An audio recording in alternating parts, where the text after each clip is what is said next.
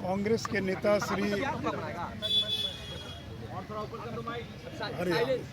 कांग्रेस के नेता श्री राहुल गांधी ने 2019 लोकसभा चुनाव के दौरान कर्नाटक के कोलार में भाषण करते हुए देश के प्रधानमंत्री श्री नरेंद्र मोदी को चोर कहा था और ये कहा था कि सारे मोदी चोर हैं। मोदी टाइटल वाले जो लोग सब लोग चोर हैं, क्योंकि मेरा भी टाइटल मोदी है।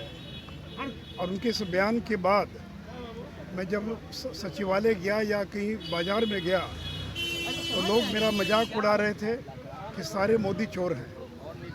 इसके कारण मेरी प्रतिष्ठा को आघात लगा और ये लोगों की निगाह में सारे मोदियों को चोर कहकर लोगों की निगाह में गिराने का प्रयास था।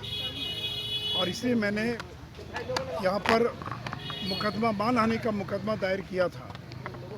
उसी मुकदमे में आज मेरी ये दूसरी बार गवाही थी, जो जीरा थी, जो मेरे यानी जो कांग्रेस के वकील थे उन्होंने आज दूसरी बार जीरा की और मुझसे अनेक सवाल किए। और इस मामले में राहुल गांधी को भी कोर्ट ने समन किया था, उनको भी यहाँ पर आना पड़ा था, तो और फिर उनको आगे आना पड़ सकता है। तो इसी मामले को लेकर मानहानि का मुकदमा दायर किया था। उसी प्रकार परसों मेरे वकील ने मेरे बिहाफ में श्री रामानंद यादव के खिलाफ भी मानहानि का मुकदमा दर्ज किया, क्योंकि बिहार सरकार के खान एवं भूतत्व मंत्री श्री रामानंद यादव ने मेरे ऊपर आरोप लगाया कि लोदीपुर पटना और सब्जी बाग में जो खेतान मार्केट और जो लोदीपुर मॉल बन रहा है वो मैंने डिप्टी सीएम रहते हुए क्रिश्चियन मिशनरी की ये ज़मीन थी जिसको ज़बरदस्ती कब्जा कर और मैंने मॉल बनवाया। ये आरोप बुरी तरह से मनगढ़ंत और बेबुनियाद है।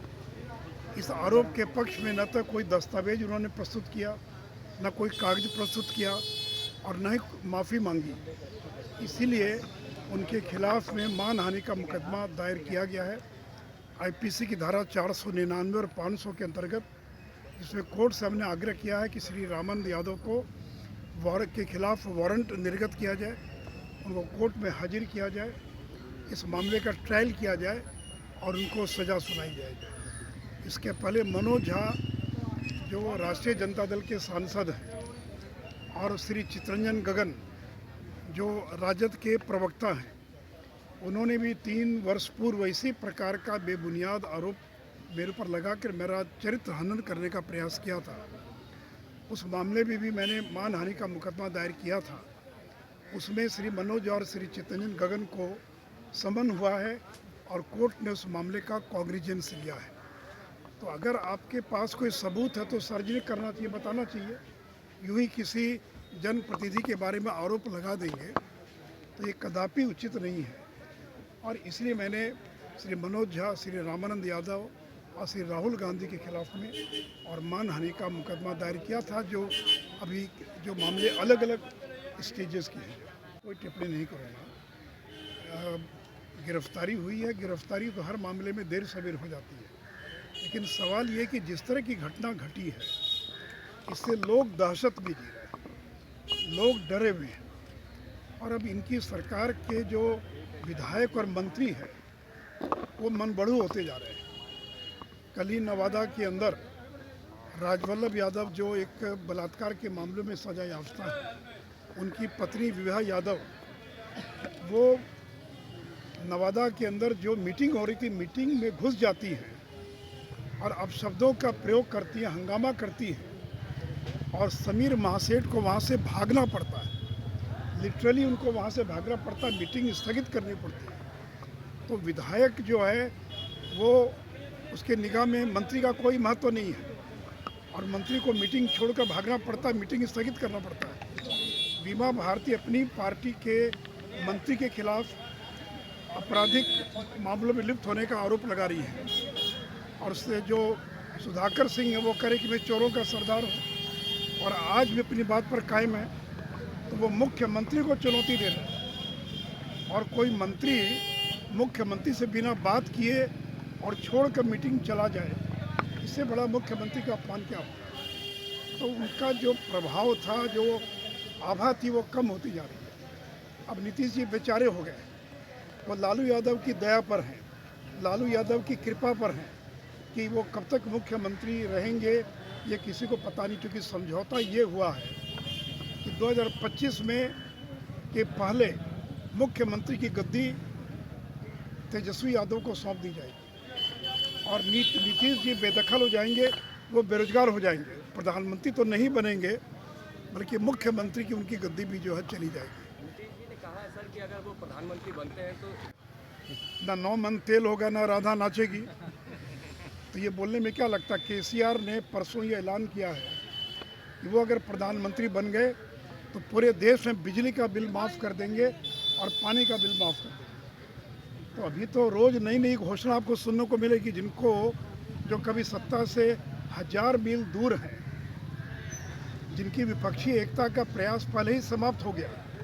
अरविंद केजरीवाल ने परसों कह दिया कि किसी भी कीमत पर कांग्रेस से कोई समझौता नहीं होगा। जयराम रमेश ने कहा कि सीपीएम का बयान था एक समय में कि अगर राक्षस के साथ भी समझौता करना पड़ा तो करेंगे, लेकिन सीपीएम कांग्रेस से समझौता नहीं करेंगे। तो जहां विपक्षी दलों में इतना बिखराव है तो नीतीश जी अपनी गद्दी बचाइए। 2024 के बाद तो जनता दल यू का बिखरना तय है, उसका समाप्त होना तय है। तो मुख्यमंत्री नहीं रहेंगे तो उनकी पार्टी बिखर जाएगी या राजद में मर्ज कर जाएगी। तो ललन जी अपनी पार्टी को बचाइए। देश में तो पार्टी समाप्त हो ही रही है, लेकिन बिहार में भी आपकी पार्टी बच नहीं पाएगी। लालू यादव ही तोड़ देंगे, हमको तोड़ने की जरूरत नहीं, हम तो तोड़ने में विश्वास भी नहीं करते। लेकिन रोज़ नई नई घोषणा होगी। अभी तो नीतीश जी से अभी आग्रह करूँगा वो भी ऐलान कर दे, मैं पूरे देश में शराबबंदी लागू करूँगा। क्यों नहीं ऐलान कर रहे हैं? तो जब वो विपक्षी नेताओं से मिले तो क्यों नहीं उन्होंने ये शर्त रखी कि आप मुझे स्वीकार कर लीजिए और पूरे देश में शराबबंदी लागू करेंगे? तो हिम्मत है तो वो भी घोषणा कर दीजिए। देखिए, जिनको अपने राज्य में 43 सीट पर जो सिमट गए, जिनके पास 16 सांसद, अगली बार 2 भी रहेंगे कि नहीं रहेंगे पता नहीं है, तो घोषणा करने में क्या लगता है?